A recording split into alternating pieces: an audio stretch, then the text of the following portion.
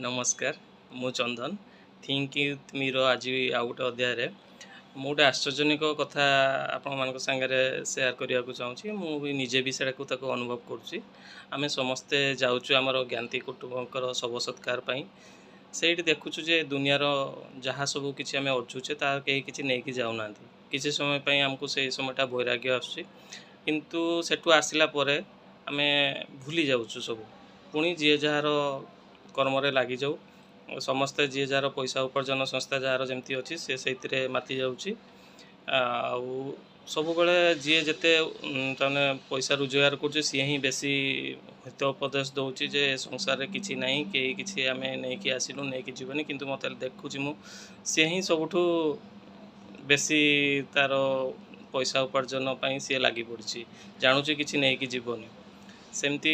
Eighty हित उपदेश देवा लोक बहुत हो गले कि शुणवा लोक ये कमी गले तार आम देखुचु जानूचु सबू जे आम कि नहीं कि जीवनी हेले भी आम चलीचु से पथरे आर मरिबा देखुचु किंतु निजे केमती मरबू सेटा केबे चिंता करूनु। धन्यवाद।